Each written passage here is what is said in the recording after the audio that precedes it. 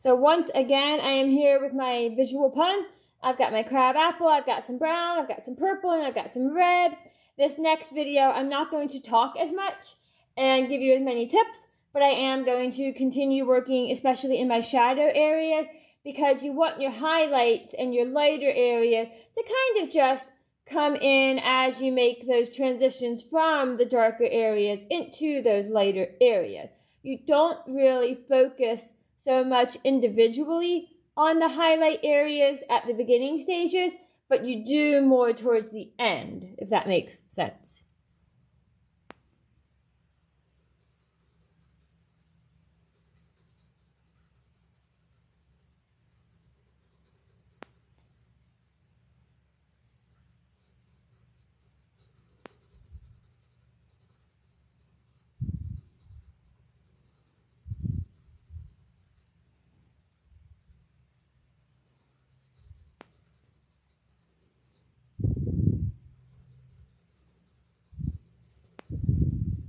So remember, green and red are complementary colors.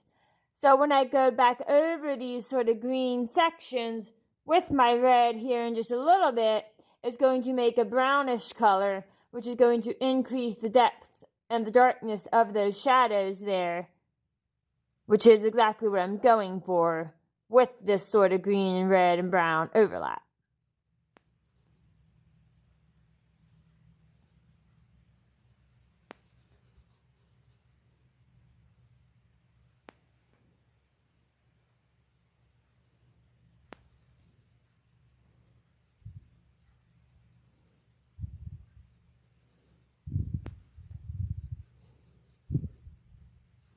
So once again, there's less of my brown on the right-hand side of my apple and more of my purple.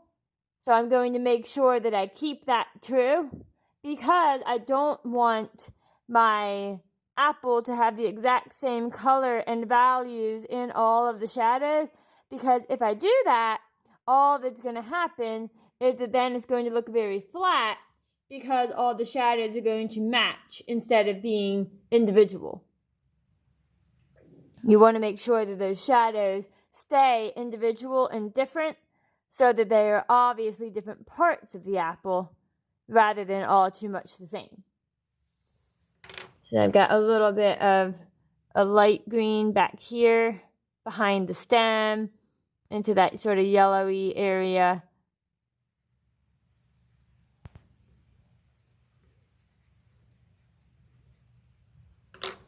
Maybe go ahead and put a little white here. Because like I said, this back area behind the stem is not going to have as much detail, it's not going to have as much saturation. But we do still want to create those colors and those values in layers. They're just going to be less.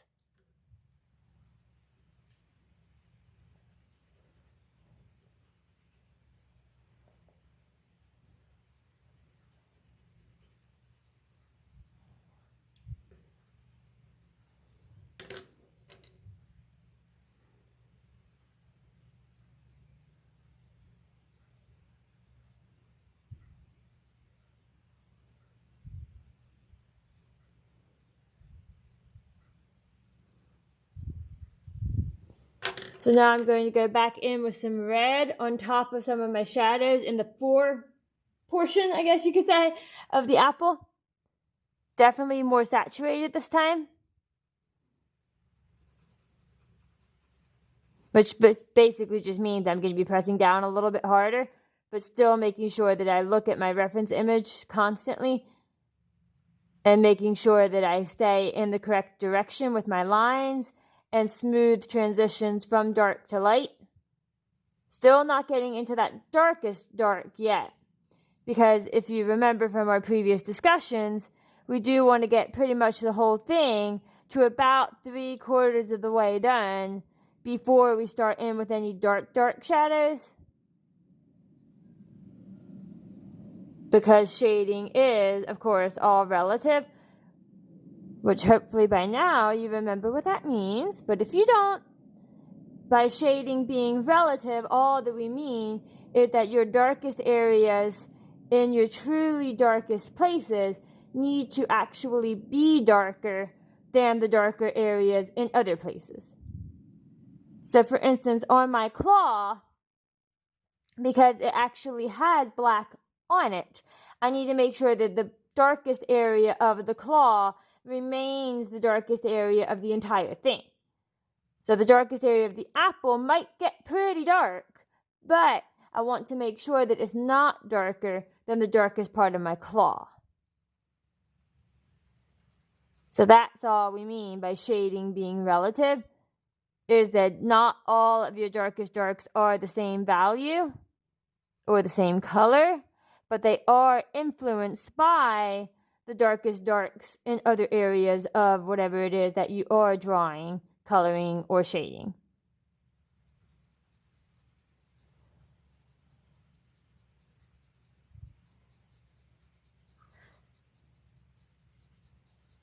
So as you can see, I'm starting to go ahead and leave some of those streaks in the apple, sort of those striations. Not a whole bunch yet, because I will flip it and look at my color reference before I get too far along into the streakiness. Because you guys remember I saved one apple that I preferred the color on, and one apple that I preferred the shape on. So right now I'm looking at the apple that I preferred the shape on, and then once I get towards the end of the color steps, I will go to the other apple to finalize and tweak any coloration that I have.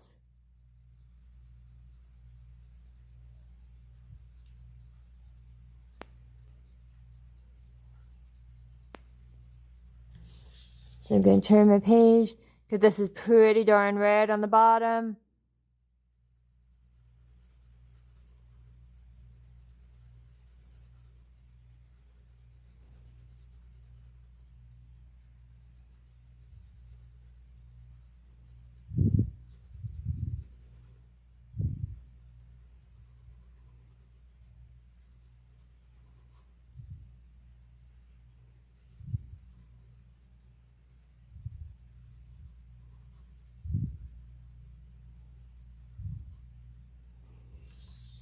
Turn my page again so that I can work on the red portions on this side.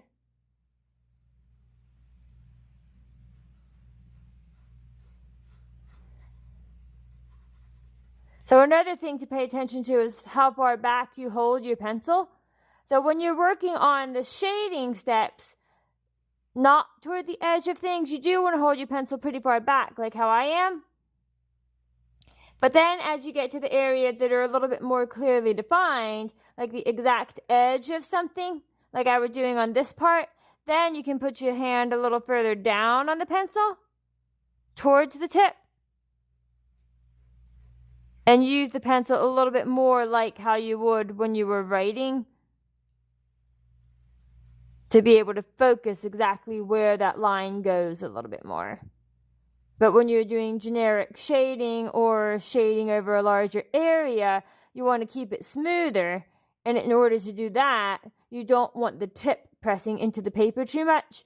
So you want to hold your pencil back a little further.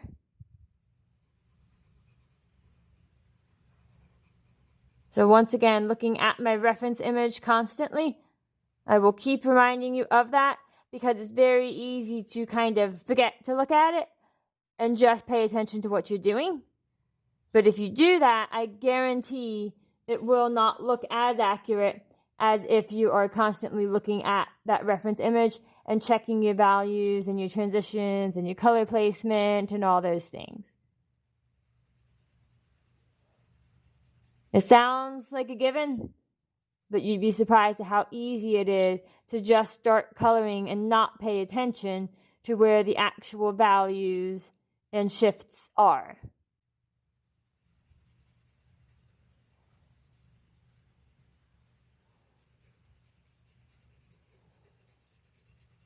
So now starting to kind of close in that space between the core shadow and the highlight. Still not completely done, especially with that core shadow area, because I know the parts of it need to get a lot darker and more saturated than what they are.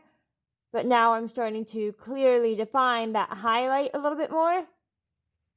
and bring the color of the apple up more.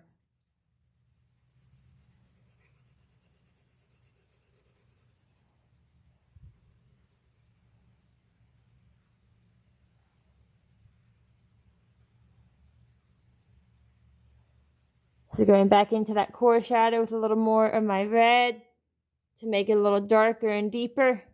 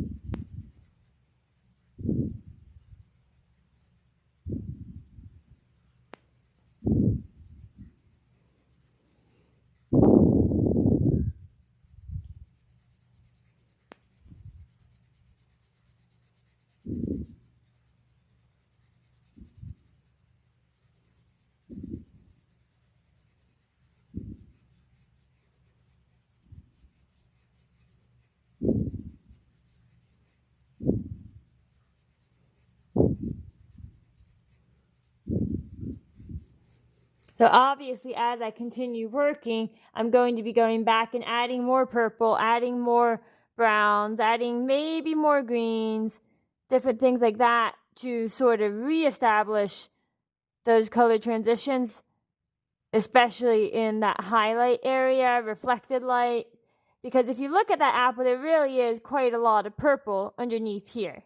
So I'm going to want to make sure that I continue to go back into that space with more purple, maybe some white with that purple, to really achieve those values and colors that I see there. But right now I'm just focused on sort of an in-between layer of more red, because once again, the apple is primarily red. So it is important that each layer that I do, I kind of overlap it with some red, so that by the end of all of my layers, it looks like a red apple and not a randomly colored apple. So it's almost like you're sandwiching each color layer with red to kind of almost dilute the color that it is and give it a bit of a red tint each layer.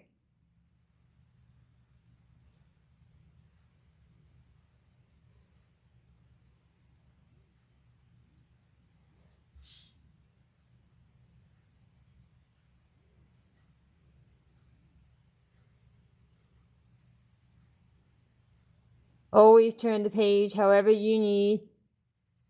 Don't worry about what so-and-so is doing. Just turn the page as many times as you need. You'll notice that I turn my page a lot when I am shading. Simply because if I color or make a mark in one direction better than I do in another direction, why would I not make sure that I'm using the direction in which I work better?